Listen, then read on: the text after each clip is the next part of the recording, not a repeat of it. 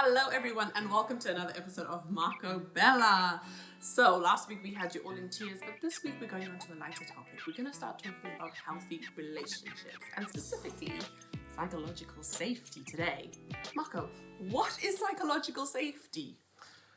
In simple terms, psychological safety is just how safe and secure do you feel within all of your relationships? Mm-hmm. How safe do you feel to express yourself, to share your thoughts, to think your thoughts, to believe your ideas and all that within your relationships? So that is not just about your romantic or marital relationships. No. This spans into your work relationships, into your friendships, any social relationships, your parental relationships. And it is a thing that we need to all consider because we're human beings, we have relationships, right? So why are we talking about healthy relationships and why are we talking about psychological safety? What's prompted this? Well, we had a friend visit us, and when they came over, they started having a conversation about how they were dating someone. Yeah, struggling in their relationship. And struggling to actually just communicate and express themselves in a way that they would be comfortable with. And some of the things they were telling us from the beginning were just outright red flags. And we were thinking, hold on a minute, this person is well acclaimed, they're mature in age, they're mature in their business situation, in terms of their housing, everything else seems really established. Surely this person should know the basics about communication within a relationship, what to expect, what not to expect, what is a red flag, how should I be treated, and all this kind of stuff. And it really got us thinking about psychological safety. And actually we take it for granted that people should know this stuff. Where they're going to find out this stuff. People should know this stuff. Well, that's a really good one. You make a really good point about, people not knowing, because sometimes it's just not having the right language to describe this thing that you're feeling or even having thought about it, right? So before you even use the word psychological safety, to me, I knew that it was a thing, but I couldn't term it, right? And also, if they don't have somebody to have the conversation with, how are they going to know? Good question. How are you going to know? Well, we're here to let you know, guys. And that is why we're venturing on healthy relationships. And we're going to share all of the tools, all of the ideas that we have learned along the way, which have helped us to culminate a healthy relationship, we believe. So psychological safety doesn't mean that you are never going to have conflict, guys. Yeah, absolutely. No, it absolutely doesn't mean that. In fact, psychological safety within a relationship means that you are able to express yourself freely. And have the other person actually validate what you're feeling without feeling like you're losing yourself or you're being judged.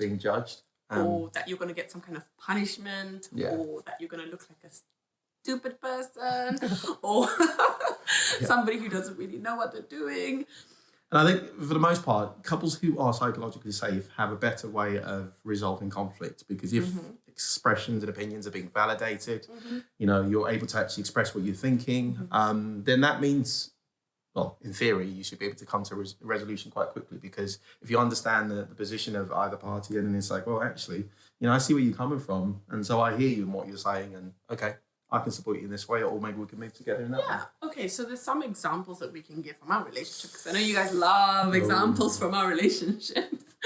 I would say Mark has been able to really cultivate a safe space for me to grow and develop right within our marriage, which I've given so many examples in all of our other videos of how sometimes while I'm learning or I'm on my journey, I'm able to come up to Mark and say, oh, Mark, I had this weird thought. And he'd say, okay, tell me about it. He wouldn't go, oh, what are you talking about?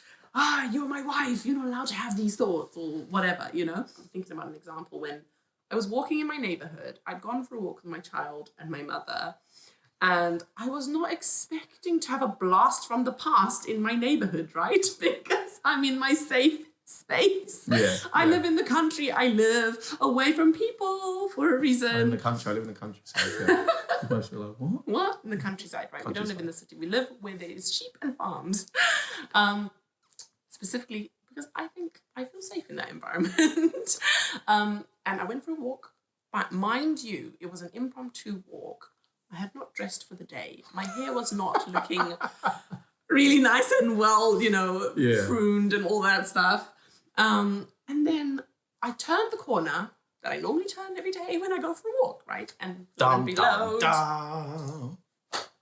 do I see an X? Okay. So at that moment, I was not feeling psychologically safe because there were some issues with that relationship, which we will venture into in a different video in the future. But I didn't know how to respond in that moment. My mum was with me, and my mum actually had the right response. She continued walking. And I should have done what my mum did, right? I should have just followed her and thought, yeah, I don't owe this person nothing. I can just walk on by. But I started to feel anxious. I kind of froze. I didn't know what to do or how to respond. Psychological safety. The person was kind of flagging. They were on the phone and they were kind of flagging me to say, I've seen you. Hold on, I want to have a chat. And I was like, oh, I want to walk on by, but I don't know why I'm not walking. Why am I not walking? And then I started feeling all of this shame and kind of like, oh my gosh, this person has seen me in my lowest moment. And I don't understand why I'm even embarrassed because I'm married. I've been married for 13 years, so I should be fine. Okay. All that happened. Mark and I were very busy on that day and I couldn't talk to him. And there was so much going on in my mind about my reaction and why things had happened that way. But when we did get the opportune moment and we were free, and I was like, I really need to tell you about something that happened earlier. And I don't know why I reacted like that, but this is how I reacted. And Mark's response just blew my mind, to be honest. I don't know why my mind was blown because you've always ever responded like that. Here's a halo again. It blew my mind because it helped me to make sense of my thoughts. And I guess because you've been studying about psychological safety and you probably knew about that, you said to me, well, that's a natural response because it's something that happened without you expecting it. And also, you didn't feel like you had your best foot forward because you were just in an outfit that was just messy. It was like totally not something you should be seen dead in, guys. It was bad. And then you want to put your best foot forward. You want to show that you've moved on with your life and your life is great. And that's a human reaction. It's not because you fancy this person or you want to be back with them. No, it's because actually this person is in your safe space. You're not looking your best and you're thinking, oh, I want them to know that I've moved on and actually I'm doing well. And that really helped me a lot to like reprogram and refocus my thoughts. That actually it wasn't because I was thinking anything negative. No. Why did I want to talk to that person? It wasn't that. It was just like I felt uncomfortable being, sprung into the situation without preparation. And the other thing you said, okay, well, what can we do going forward if something like this happens? Practice what your response is going to be, actually. Make sure you're always looking your best when you go out. Number one. Number two, practice what you're going to say when you see this person. Are you going to walk off? Are you going to say, hi, can't talk now, got to go? I was just thinking about drama where we say, sorry, I cut you off there, where we say rehearse for real life. Exactly. And so now I'm thinking, what is my response? Oh, hi, yes, doing great, absolutely fine. The family's wonderful, living a wonderful Christian life. I hope and wish for you the best. See you later, got to go.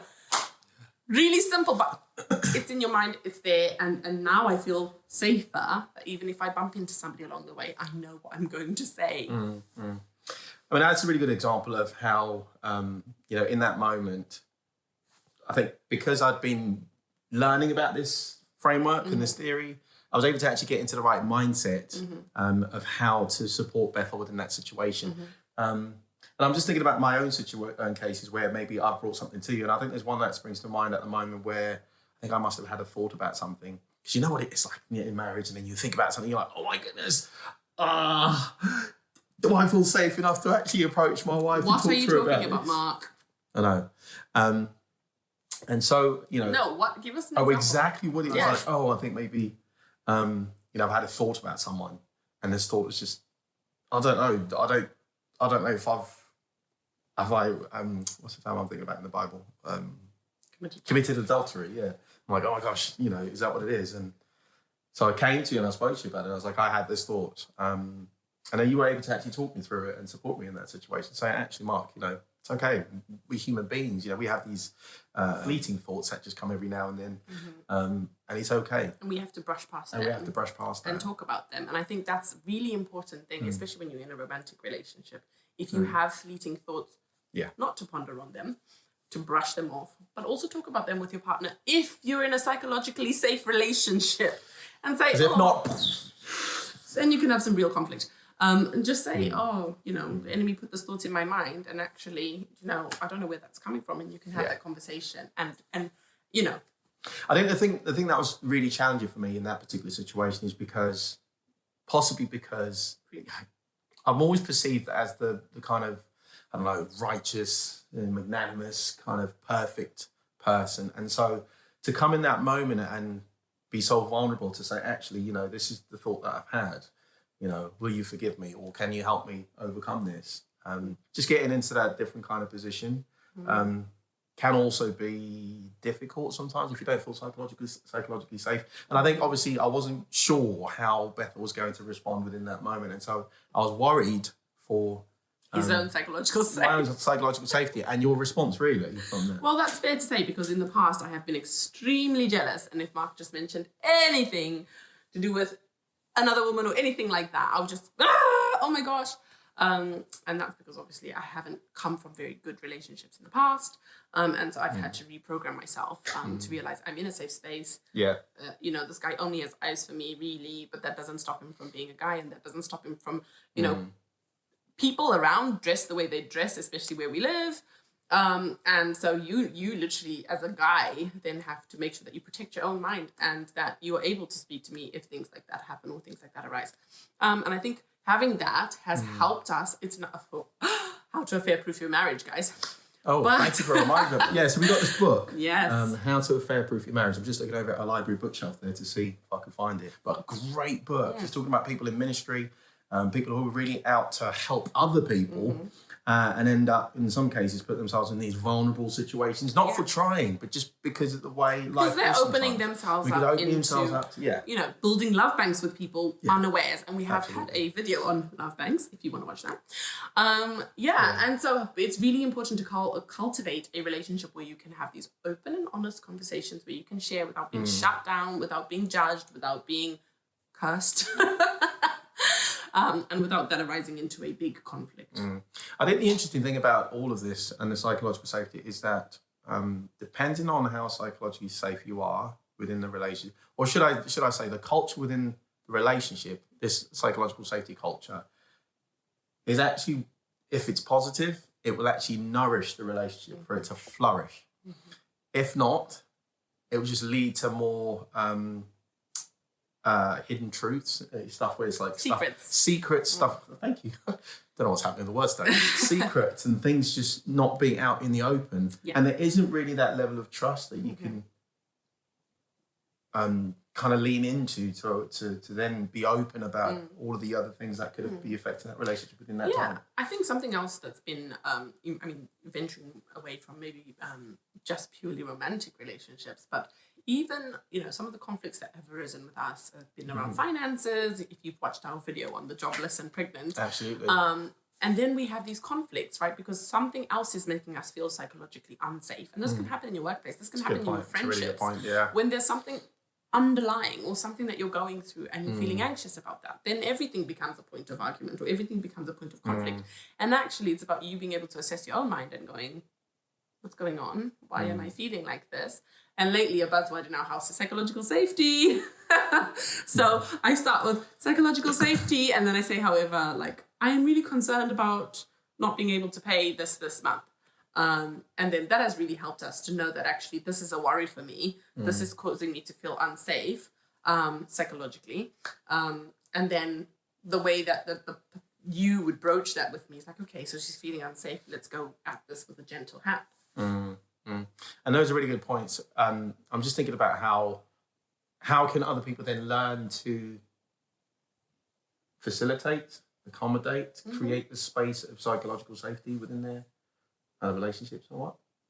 So I think a starting point would be, firstly, to look at your relationships. Not only romantic relationships, your sibling relationships, family, any kind of relationships that you have, friendships.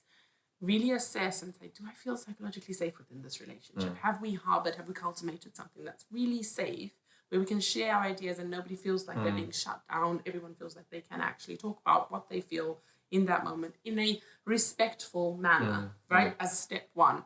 And I think in addition to that, you're thinking about how authentic are you with your relationship? So can you freely share who you are? Exactly. So, you know, if you're feeling a certain way about a certain conversation, but you don't express that, for fear of, you know, either the outcome, or maybe you're just compromising because you think actually this is not going to be accepted here. And there is a level of compromise, yes, but we're talking about authenticity, which is how genuine are you or are you being within that conversation? And that's what, you really want to reflect. Exactly. And some people have come from backgrounds where they've had domestic abuse, or maybe even witnesses of domestic abuse in your parental relationship. And so actually you haven't felt psychologically safe. And that's not your fault. But it is time for you to take a check and self-evaluate and go, right, from henceforth, I don't have to recreate what I've been a part of. I can create a safe space. For example, I was laughing when my son came up to me this morning. He's like touching my eyebrows. It was last night, actually. Mommy, you need to get your eyebrows done. Psychological safety. He has serious psychological safety. Even when I'm telling him off, he's like, Mommy, you're raising your voice. That is some serious psychologically safe kid right there. Because I know when I was a kid, I would never, ever talk back to my parent when they were telling me off. And I love that in that moment when my kid can go, you're yelling, and I don't think we need to be yelling in this conversation. So it's about cultivating that. So even if you have had negative relationships, even if you haven't been psychologically safe, you can, from today, take positive action to create psychologically safe relationships going forward. So here's some practical tips that you could actually use within your relationship. So it's interesting that when Bethel gave the example about how when she came through, and she just had that moment where she was like, oh my goodness, I just met my ex and I don't know what to do. I just felt frazzled. I didn't feel psychologically safe. So practical tip, just try listening to exactly what she's saying. So she was saying words to me, but what I heard was an emotion of I felt unsafe in that moment. And so the tip is listen. Actively listen. And then listen from an unselfish point. Because Mark could have easily just gone, oh, you feeling weird when your ex is there? Ooh. What's that about? And just jump to his own conclusions, and then start an argument. When actually, he was like, what is she really trying to say here? And he was really seeking to understand. Before being understood. Stephen Covey. Mm-hmm. But also, I think another thing that plays into this is ego. So in that moment, it wasn't about my ego. I just set my ego aside where I'm feeling like, might be feeling like, oh, I thought we're in this relationship together. And so, you really should be, your allegiance should be towards me. But all of a sudden, you talk about how unsafe you're feeling when your ex comes by. And set that ego aside. And actually just focus, as Beth was saying, listen intently, listen actively, and actually be able to tap into or tune into the emotion of the person and what they're feeling. And the other thing is to validate somebody. So validate their opinions, validate their suggestions. It doesn't mean that you necessarily agree. But I struggle with that. Yeah. I struggle with that previously, actually, where it's like, this idea of validating, because it would seem like I'm agreeing with that person. So if somebody came to you and said, oh, I don't like the way you do this to me, validating is, okay, I hear you. Yes. But it doesn't mean I hear you is a great phrase. It doesn't mean I agree. And I always struggle with that, because I'm just thinking, by saying that, it then gives you more ammo to say, well, actually, oh, there you go. You kind of agree, but it's not.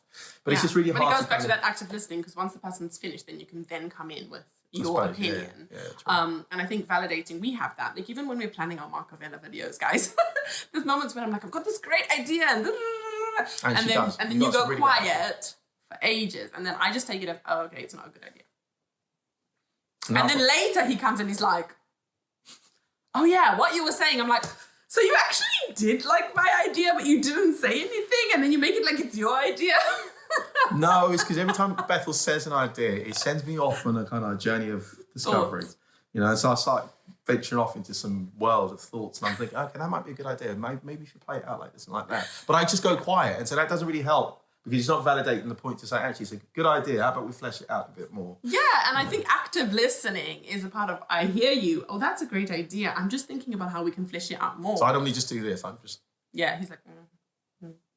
And especially when you're walking, silent, and I can't see that expression. I'm like, is he even listening? True. Anyway, guys, this is the first part of many more topics to do with healthy relationships. And we really, truly hope that it will help somebody who's listening out there to understand the importance of being psychologically safe within a relationship, and the importance of you as an individual cultivating psychologically safe relationships around you, with your spouse, with your child, with your family, at your workplace, and being aware of the impact that non-psychologically safe relationships have on people. Absolutely. Really important. love you. Please like and subscribe if you haven't already. Hit the notification bell so that you can always